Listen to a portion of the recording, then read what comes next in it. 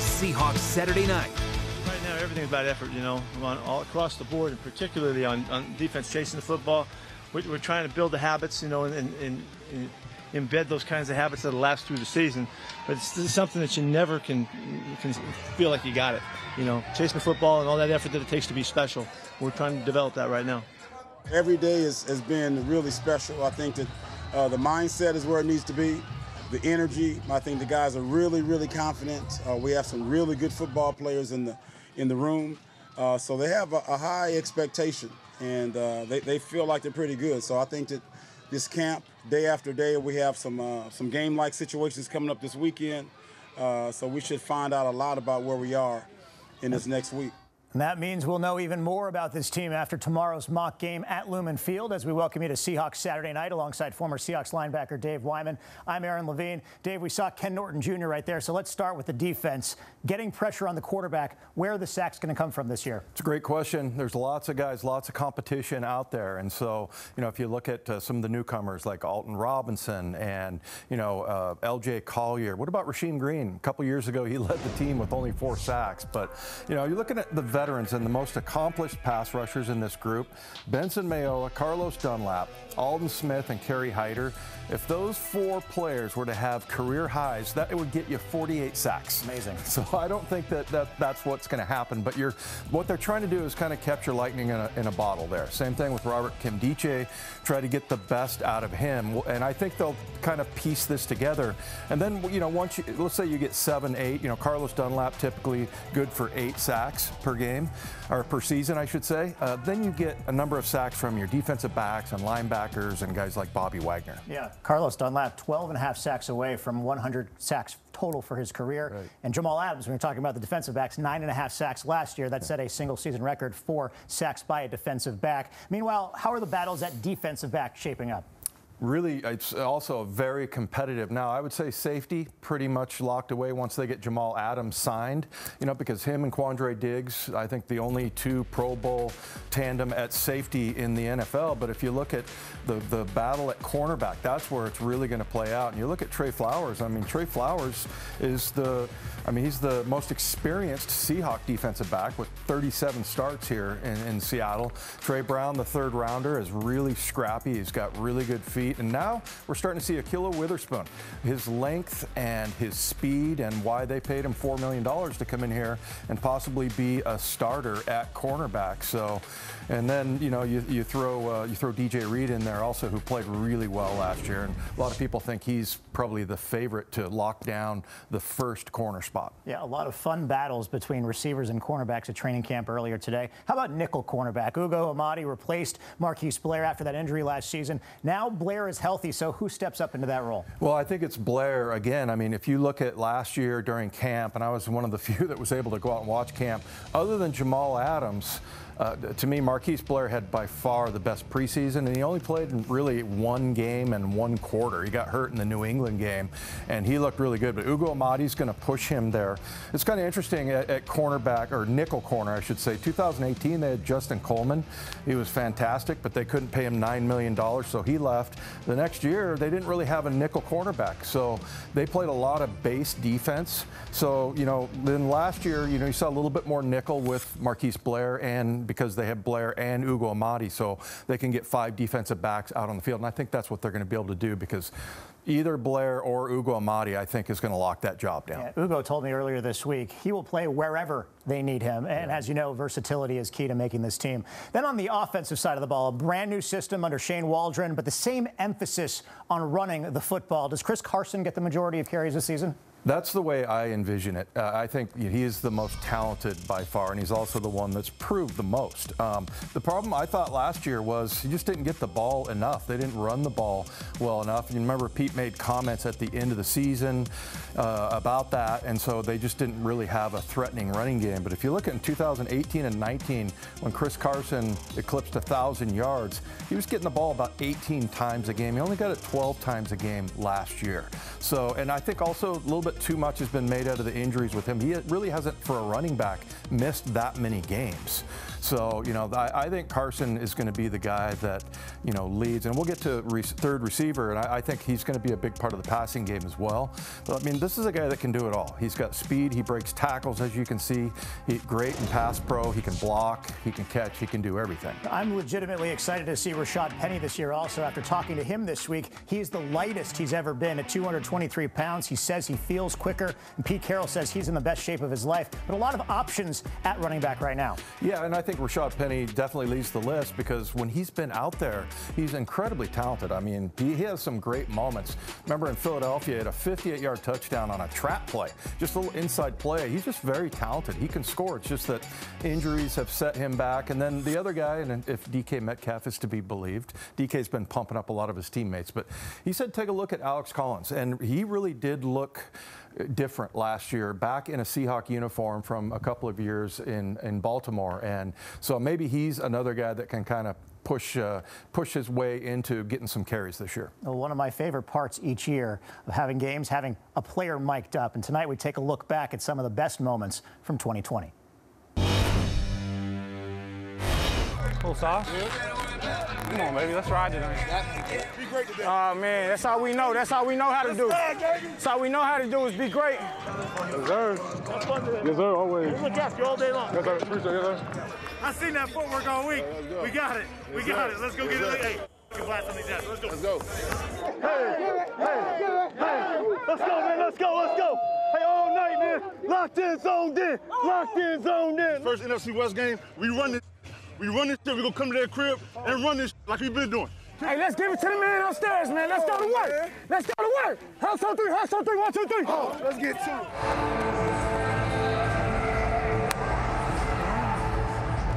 I love Van Halen. Hey, quick game. Quick game. Hands up, Poole. It's going to be great. Russell takes the snap, hands it to Carson, finds room right side, 20, 15, bounces off of 2 men, down to the 13-yard line. Kirk with the catch on the punt, kind of a low line drive kick by Michael Dixon.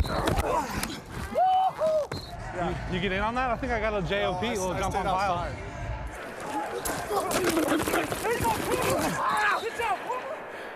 I'm a dog, I'm a dog, I'm a dog, I'm a dog.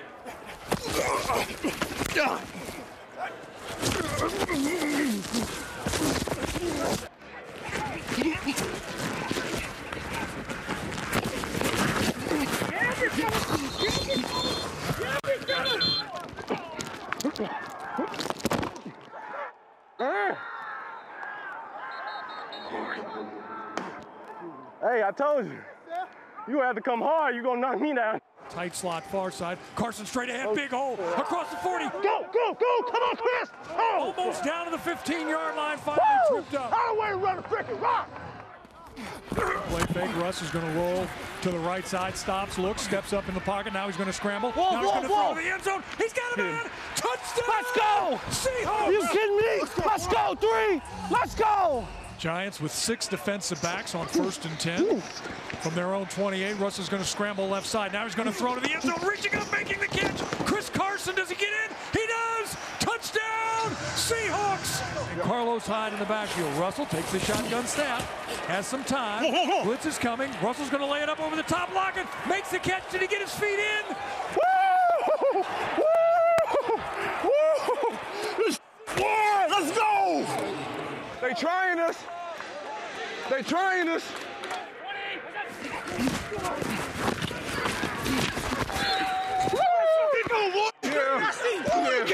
Yeah. 3rd down and 11, a 4-man rush. Haskins stands strong. Now he's got to scramble to the left side, being chased by Dunlap, and now he gets hammered down as Adams catches up to him. He's going to get credit for a sack. That makes 9.5 on the season. Tight trip. Move up. Look down the middle. His arm is going to be hit. Falls incomplete as the Seahawks go scrambling for the ball just in case it was a fumble. Clock is still running. I think it was going to be a fumble as the clock runs out. That's so hard, I know. What's up, Sammy? How you doing, man? Buddy? Good job, man. Good luck. You guys passed out. Yes, sir. I know you will. I know you will. 4-3 looks way too small on you, bro. I know. Hey, man. Hey, it was all that was left. I wasn't going into the 70s or the 60s. No, so I said, the man make the number. And now Carlos Dunlap is number 8, just like he was at the University of Florida. We're just getting started here on Seahawks Saturday Night. Coming up next, we focus on the receivers with 2 of the best in DK Metcalf and Tyler Lockett getting most of the attention. Who will be that third receiver? Plus, we're back on the field with the best of Seahawks mic'd up. Garoppolo takes the shotgun snap. 7-step drop gets hit. Bobby Wagner just drills it and drops it back at the 15-yard line. Hey, I told y'all!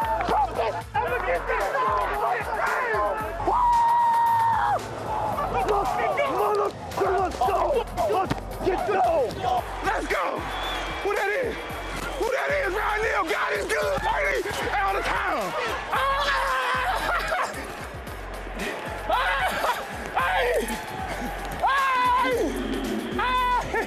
BJ!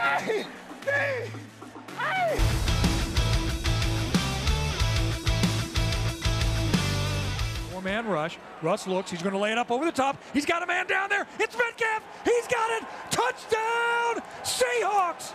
On 4th down and 5, Russ takes the snap, stands back there like a patient man and waits, and 14 gets open for 6. It's Metcalf who makes one man now, 2 men miss. 30, 25, 20, turns upfield. They don't touch it. Touchdown, Seahawks.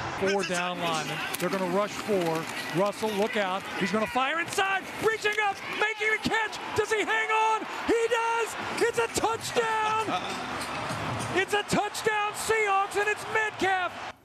And that might have been my favorite catch of the season on 4th down, capping a 95-yard game-winning drive on Sunday Night Football. We take a look at the record-setting numbers from a season ago for both receivers. Metcalf with a franchise record 1,303 receiving yards. Tyler Lockett with a team record 100 catches.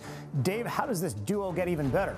I think the offense is going to make them better because, I mean, I heard, by the way, DK Metcalf has been working on his speed in the offseason, running Olympic trials. But I think this offense is going to help them because they knew where they were going last year. I mean, every defense knew they wanted to go deep to Lockett and Metcalf, and there were no underneath routes. And so once you get, and we'll talk about third receiver later on in the show, you know, once you get that established and you start checking things down, now the defenses start creeping up. Now that opens up things for Lockett and Metcalf down the field. But I think just the normal things for those guys, they want to get better and better every year.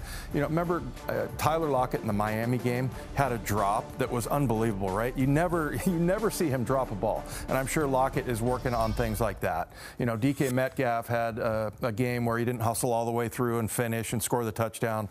Ball gets popped out. I mean, for every good player, they're thinking about those kinds of things and always trying to improve. But I just think this offense is going to help those 2 guys almost as much as Russell Wilson. They're both selfless. They're also competitive. DK says that Tyler is on notice, that he's coming for Tyler's record of 100 catches this year. The next question, though, you alluded to it before. Who is going to be that third receiver this year?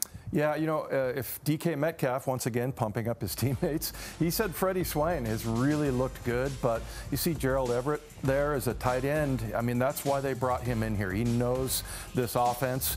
I think it might be a guy like Will Dissly, who has really good hands, and, you know, last year just wasn't targeted enough. But, you know, I think like last year, and there's Dwayne Eskridge, I think it's going to be a little bit of a struggle for Dwayne because he's injured, and for a rookie, it's tough to miss camp like that. You really want to get the timing and all that stuff down and the precision. So he's missing out on that. But it could also be a running back. You know, Chris Carson catches the ball a lot, and he's got great hands. And so, you know, I think it could be a tight end or a running back that's actually the third receiver. Well, we've heard the term up-tempo a lot at camp this year. It's definitely a different offense than they've run in the past, but it still comes down to conversions and efficiency. And here's what Tyler Lockett had to say earlier this week. It's always been complex. It's always been a little difficult, but I think everybody's starting to understand their assignment, understand what it is that we're supposed to do. We're out here and it might not be a lot of explosive plays that you see, but we're getting the first down. We're moving the sticks on 3rd and 7. We're running the ball efficiently. We're doing exactly what it is that we want to do. And, you know, it's not about always being explosive or being able to look pretty on offense, but it's being able to do the dirty work. And that's what you see a lot of us doing. I'm learning it from DK. I'm learning it from Freddie. They're trying to be here asking me questions during this meeting, but I'm a vet, but I'm still learning as well. Coming up next, it's the players who are stepping up in camp, the guys on offense and defense that you may not know a lot about but are looking to make an impact this season.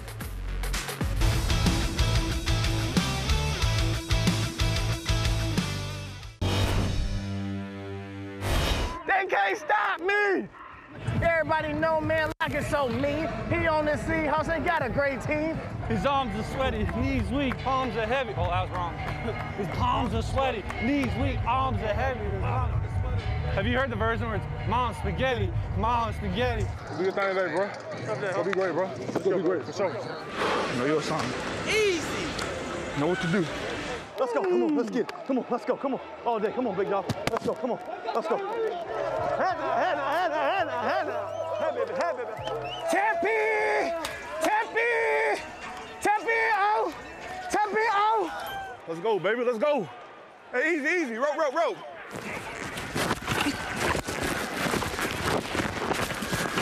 Carlos Dunlop gets there and just throttles Allen. Stops, looks, throws deep, man wide open. It's Lockett, he's in. Little dump pass into the near end zone. From the shotgun, looks over the top, wide open in the back of the end zone for the 3rd time. Tyler Lockett. Let the running backs score. AC's working, let's get him one. So here we go.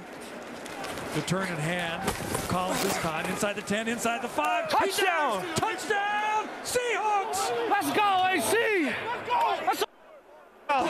Go and get yourself. Hey, oh yeah. Hey, yeah. I don't know what that is. Ooh.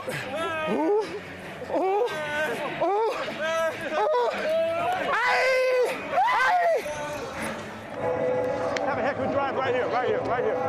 Well, hey, Russ, we only got one drive. We got this drive right here. We only got one play. The handoff to Carson starts right, back up the middle, pounds through 1, through 2, he's gonna score!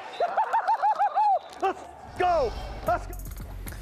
And we're looking forward to another season of Mic'd Up on Seahawks Saturday night. Up next on this preseason edition, we've got the changes the Seahawks have made that have them thinking about another NFC West title.